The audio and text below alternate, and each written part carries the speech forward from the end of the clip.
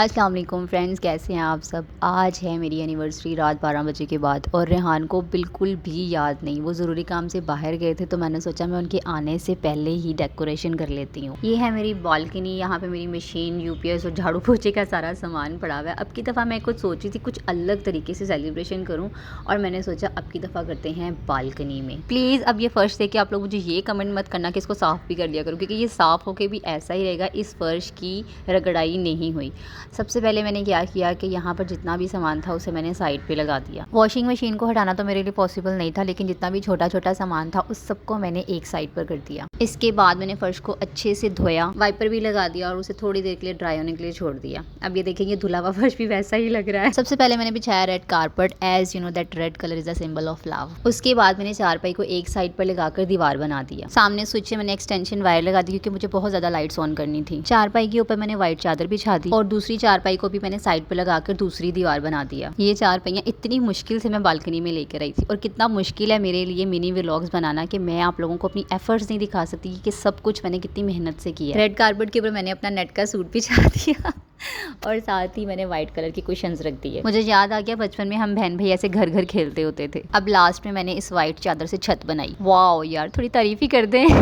कोई भी सेलिब्रेशन हो और कैंडल ना हो, ये कैसे हो सकता है। यहाँ पे मैंने रेड हार्ट वाली कैंडल्स ली और उसको मैंने सेट किया। इतने में रेहान घर आ गए और रेहान ने मुझे कहा कि प्लीज़ मुझे 2 घंटे डिस्टर्ब ना करना, मेरी बहुत ज़रूरी मीटिंग है। मैंने सोचा ये तो बहुत ही अच्छा हो गया, मैं भी 2 घंटे आराम कर लेती हूँ क्योंकि मैं बहुत ज़्यादा थक गई थी अकेले ये सब कुछ करके। रात 11 बजे तक मैंने रेहान को बिल्कुल डिस्टर्ब नहीं किया। और उसके बाद रेहान क्या कर रहे हैं?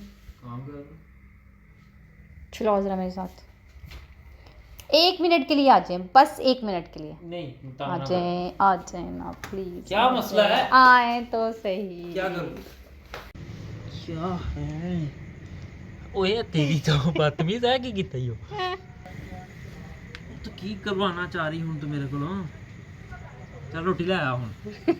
रोटी खाने वास्ते नहीं, मैं सेटअप बनाया। और की करने लिए बनाया?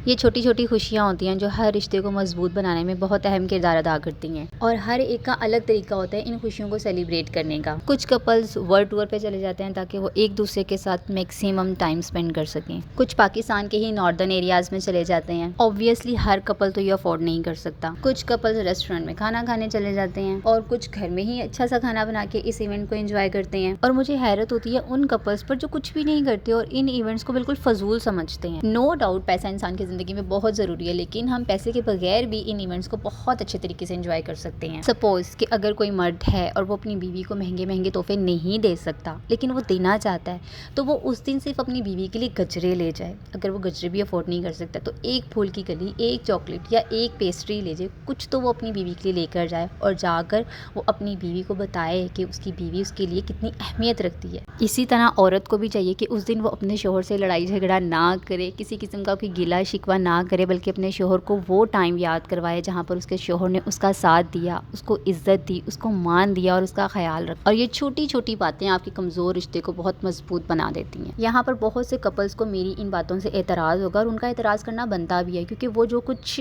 शेयर करेंगे वो अपने एक्सपीरियंस के साथ शेयर करेंगे और मैं जो शेयर कर रही हूँ वो मैं अपने एक्सपीरियंस से शेयर कर रही हूँ। इन 8 सालों में मेरी 8 बर्थडेज आई, 8 रेहान की बर्थडेज आई, 8 एनिवर्सरीज आई, 8 इंगेजमेंट एनिवर्सरीज आई। उसके अलावा हमारा कोई सक्सेस इवेंट या कुछ भी आया, हमने हर इवेंट को सेलिब्रेट किया है और बगैर किसी को इनवाइट किए हम दोनों ने ही सारी सेलिब्रेशंस की हैं। और जब रूटीन से हटकर कुछ होता है तो वो रिफ़्रेशमेंट होती है, उससे आपकी तबीयत फ्रेश हो जाती है, आपकी थकन दूर हो जाती है और आप बहुत अच्छा फील करते हैं। रेहान को इतना अच्छा लग रहा था वहाँ पर बैठकर बातें करना और एंजॉय करना। चाय का टाइम हो गया था और रेहान का चाय बनाकर यहाँ पर ही ले आओ, हम दोनों इधर ही बैठकर चाय पीते हैं। और फिर यहाँ पर ही बैठकर हमने चाय पी, मूवी देखी और रात 3 बजे तक हम लोग यहाँ पर बैठे रहे। जब मच्छरों ने हमारा बैठना मुहाल कर दिया उसके बाद हम लोग अंदर उठ कर गए हैं। ये सारी ऑर्गेनाइजेशन मेरी तरफ से रेहान के लिए गिफ्ट था और रेहान ने मुझे गिफ्ट में दिए ये गजरे। कैसा लगा आपको मिनी व्लॉग? क्या अच्छा लगा, क्या बुरा लगाया, मुझे ज़रूर बताइएगा। और अगर आपको बिहाइंड द सीन्स चाहिए तो मैं कल लाजमी अपलोड कर दूँगी।